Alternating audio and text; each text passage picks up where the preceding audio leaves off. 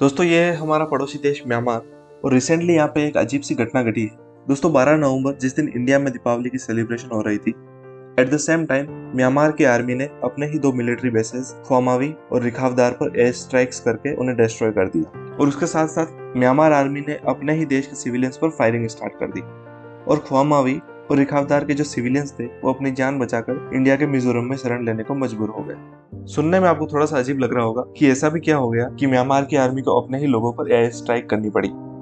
चलिए देखते हैं इस वीडियो में। मेरा नाम है प्रदीप और आप देख रहे हैं द लेटेस्ट। दोस्तों बात है फरवरी 2021 की। फरवरी 2021 में म्यांमार की आर्मी ने म्यांमार में रूल कर रही इलेक्टेड गवर्नमेंट को ओवरथ्रो करके वहां पर मार्शल लॉ लागू कर दिया। मार्शल लॉ से मेरा मतलब है जब भी किसी देश में वहां की आर्मी शासन करना स्टार्ट कर देती है उसे मार्शल लॉ कहा जाता है। और उसके बाद म्यांमार के आम नागरिक वहां की आर्मी का विद्रोह स्टार्ट कर देते हैं और इसी के चलते 2021 से लेकर 2023 के बीच में आर्मी और सिविलियंस के बीच में कई क्लैशेस देखने को मिलती है। आर्मी जब इन विद्रोहों को रोकने में असफल रहती है, वहां की आर्मी ने इन विद्रोहों को रोकने के लिए वॉयलेंट एक्शंस लेना चालू कर दिया था। बट अभी तक जो मैंने आपको बताया वो कहानी का सिर्फ एक छोटा सा पहलू है, असल कहानी कुछ और है। तो चलिए देखते हैं। कहानी की शुरुआत होती है 1948 में म्यांमार की इंडिपेंडेंस के साथ। उस वक्त म्यांमार को बर्मा के नाम से जाना जाता था और बर्मा उस वक्त ब्रिटिशर्स की एक कॉलोनी हुआ करता था, जैसे भारत भी ब्रिटिशर्स की कॉलोनी था। बर्मा की इंडिपेंडेंस में वहां के एक लीडर ओंग सान का बहुत बड़ा रोल था और इसीलिए उन्हें बर्मा का फादर ऑफ नेशन कहा जाने लगा। ऑल्दो बर्मा की इंडिपेंडेंस से पहले ही ओंग सान को असैसिनेट कर दिया गया था। इंडिपेंडेंस के बाद ओंग सान की party anti fascist people's freedom league ने बर्मा में पार्लियामेंट्री गवर्नमेंट की स्थापना की। बट 1958 आते आते पार्टी में कुछ इंटरनल डिस्प्यूट्स होने लगे और इन्हीं इंटरनल डिस्प्यूट्स के चलते हुए वहां के आर्मी चीफ ने विन को टेम्पररी प्राइम मिनिस्टर बनाना पड़ा। 1958 से 1960 के बीच में ने विन प्राइम मिनिस्टर की पोस्ट पर रहते हैं और 1960 में इलेक्शन होने के बाद पावर्स इलेक्टेड प्राइम मिनिस्टर को सौंप देते हैं। बट जब 2 साल तक आर्मी चीफ ने विन बर्मा के प्राइम मिनिस्टर रहते हैं तो उन्हें सत्ता में ज्यादा इंटरेस्ट आने लग गया था और इसी के चलते 1962 में पहली बार बर्मा में आर्मी चीफ ने विन ने इलेक्टेड गवर्नमेंट को ओवरथ्रो करके वहां पे मार्शल लॉ लागू कर दिया था। अब यहाँ पे क्वेश्चन ये आता है कि क्या इस तरीके से मार्शल लॉ लगाना इंडिया में भी पॉसिबल है? तो इसका सीधा सा आंसर है नहीं, क्योंकि इंडियन कॉन्स्टिट्यूशन में कहीं पे भी मार्शल लॉ को डिफाइन नहीं किया गया और मार्शल लॉ की जो पावर्स है वो पार्लियामेंट को प्रोवाइड की गई। बट अनफॉर्चुनेटली म्यांमार में ऐसा नहीं है। म्यांमार में मार्शल लॉ लगाना कंपेरेटिवली काफी ईजी है। तो बर्मा में जब ये मार्शल लॉ लगा तो ये जो मार्शल लॉ है वो अराउंड 26 ईयर तक चलता है और इन 26 ईयर के दौरान बर्मा में कई प्रकार के इकोनॉमिक चेंजेस कर दिए गए थे और बर्मा की जो इकोनॉमी थी उसे क्लोज्ड इकोनॉमी में कन्वर्ट कर दिया गया। क्लोज्ड इकोनॉमी का मतलब है अदर कंट्री के साथ कोई भी ट्रेड कंटिन्यू नहीं किया गया और इसका इम्पैक्ट लेट 1980s में दिखने लग गया था, क्योंकि बर्मा में इकोनॉमिक क्राइसिस आ गया था और फूड शॉर्टेज जैसी प्रॉब्लम्स को फेस करना पड़ रहा था और इसी के चलते वहाँ की लोकल पब्लिक आर्मी का विद्रोह करना चालू कर देती है। और जब पब्लिक ने विद्रोह करना चालू किया तब एक नए लीडर का राइज होता है ओंग सान सू ची का। ओंग सान सू ची जो कि ओंग सान की डॉटर थी और सू ची ने 1988 में नेशनल लीग फॉर डेमोक्रेसी के नाम से एक पार्टी की स्थापना की और आर्मी के खिलाफ चल रहे प्रोटेस्ट को लीड करने लगी। जब प्रोटेस्ट पूरे बर्मा में फैलने लगे और आर्मी इन प्रोटेस्टर्स को रोकने में असफल रही तो आर्मी ने प्रोटेस्टर्स पर फायरिंग का ऑर्डर दे दिया और कई प्रोटेस्टर्स को वहीं मार दिया गया था और उसी के साथ सू ची को हाउस अरेस्ट कर दिया गया। बट जब आर्मी चीफ ने विन प्रोटेस्ट रोकने में फेल हो गए तो उन्होंने अपनी पोस्ट से रिजाइन कर दिया और ने विन के बाद एक नए आर्मी चीफ सत्ता में आते हैं और उन्होंने यूनियन ऑफ बर्मा का नाम चेंज करके यूनियन ऑफ म्यांमार कर दिया और इसी के बाद बर्मा को म्यांमार के नाम से जाना जाने लगा। उसी के साथ नए आर्मी चीफ ने प्रोटेस्टर्स को प्रॉमिस किया कि वो जल्द ही इलेक्शंस करवाएंगे और उसके बाद साल 1990 में इलेक्शंस करवाए जाते हैं और इन इलेक्शंस में सू ची की party national league for democracy clear winner रहती है। पर आर्मी नहीं चाहती थी कि वो प्रेसिडेंट बने और इसके लिए आर्मी आर्गुमेंट देती है कि अगर सू ची प्राइम मिनिस्टर बनती है तो म्यांमार में काफी अशांति फैल जाएगी। ऑल्दो ये आर्गुमेंट थोड़ा इलॉजिकल सा लगता है बट आर्मी का इंटेंशन रूल करना था तो उन्होंने उनको वो सत्ता नहीं दी। बट म्यांमार आर्मी ने सू ची का हाउस अरेस्ट कंटिन्यू रखा। उसके बाद आता है साल 2007। इस टाइम दोबारा म्यांमार में प्रोटेस्ट देखे गए जब बुद्धिस्ट मॉन्क्स ने बढ़ती महंगाई और फ्यूल प्राइसेस का विरोध करना स्टार्ट किया और इस प्रोटेस्ट को सेफ्रॉन रिवॉल्यूशन के नाम से भी जाना जाता है। इसके बाद म्यांमार आर्मी पर इंटरनेशनल प्रेशर काफी ज्यादा बढ़ चुका था और फाइनली म्यांमार की आर्मी को 2008 में म्यांमार के लिए एक कॉन्स्टिट्यूशन फॉर्म करना पड़ा और म्यांमार को फाइनली इंडिपेंडेंस के 50 साल बाद उनका खुद का एक कॉन्स्टिट्यूशन मिला।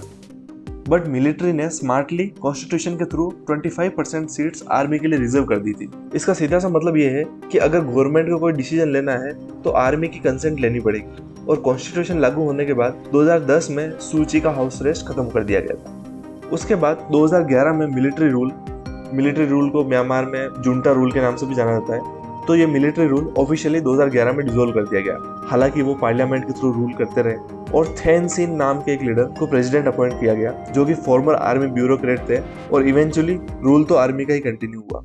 उसके बाद साल 2015 में म्यांमार में first time multi party elections होते हैं और इस इलेक्शन में सू ची की party national league for democracy भारी बहुमत से जीती। बट सू ची को प्रेसिडेंट नहीं बनाया जाता है और इसका रीजन ये दिया जाता है कि सू ची के जो 2 बेटे हैं उन दोनों के पास ब्रिटेन की सिटीजनशिप है और आर्मी ने पहले ही 2008 में जो कॉन्स्टिट्यूशन बनाया था उसमें प्रोविजन कर दिया गया कि जो भी प्रेसिडेंट बनेगा उसके किसी भी फैमिली मेंबर के पास फॉरेन सिटीजनशिप नहीं होनी चाहिए। और इस कारण से सू ची बनती है म्यांमार की स्टेट काउंसलर और अपनी ही पार्टी के एक आदमी को वो प्रेसिडेंट बना देती है। ऑल्दो पावर सारी सू ची के पास ही रहती है। बट उसके बाद एक मेजर इवेंट होता है 2017 जब म्यांमार आर्मी वहां की माइनॉरिटी रोहिंग्या मुस्लिम्स को टॉर्चर करना स्टार्ट कर देती है और कई रोहिंग्या को वहां से भगा दिया गया और इवेंचुअली उन्हें बांग्लादेश और इंडिया में शरण लेनी पड़ी।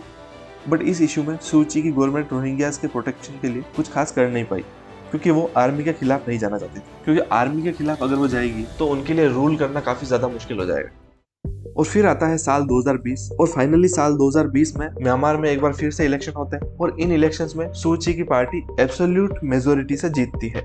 और इनकी जो अपोजिशन पार्टी थी union solidarity and development party, इस पार्टी को म्यांमार की आर्मी सपोर्ट करती थी। तो union solidarity and development party इस इलेक्शन में नेशनल लीग फॉर डेमोक्रेसी से हार जाती और सू ची की पार्टी ने अपने मैनिफेस्टो में ऑलरेडी प्रॉमिस किया था कि अगर वो जीतती है तो वो कॉन्स्टिट्यूशनल अमेंडमेंट करके आर्मी की जो रिजर्व सीट है उनको हटा देगी। और जब वो जीती तो आर्मी को ये रियलाइज हो गया था कि जल्द ही उनकी सत्ता खत्म होने वाली है। इस कारण से म्यांमार की आर्मी ने सू ची पर कई अलग अलग टाइप के एलिगेशंस लगाए, जैसे कि इलेक्शन में उन्होंने फ्रॉड किया है, वो करप्शन के माध्यम से जीती है और उनका जो इलेक्शन था उसको नल एंड वॉइड डिक्लेयर कर दिया गया। और उसी के साथ साथ अगेन उनको हाउस अरेस्ट कर दिया गया। उसके बाद 2020 में मी नोंग लियांग करके एक आर्मी जनरल थे, उन्होंने दोबारा मार्शल लॉ लागू कर दिया फरवरी 2021 से। मार्शल लॉ लगने के बाद सिविलियंस ने काफी प्रोटेस्ट किए और वहीं जो नेशनल लीग फॉर डेमोक्रेसी और दूसरे जो प्रोटेस्टर्स थे उन्होंने मिलकर एक पैरेलल गवर्नमेंट बनाई। पैरेलल गवर्नमेंट का मतलब है कि वो सत्ता में तो नहीं थे पर वो जनता में अपनी प्रेजेंस बनाए रखना चाहते थे और उन्होंने अपनी गवर्नमेंट का नाम रखा नेशनल यूनिटी गवर्नमेंट। और नेशनल यूनिटी गवर्नमेंट ने अपनी एक खुद की आर्मी तैयार कर दी जिसका उन्होंने नाम रखा पीपल्स डिफेंस फोर्स।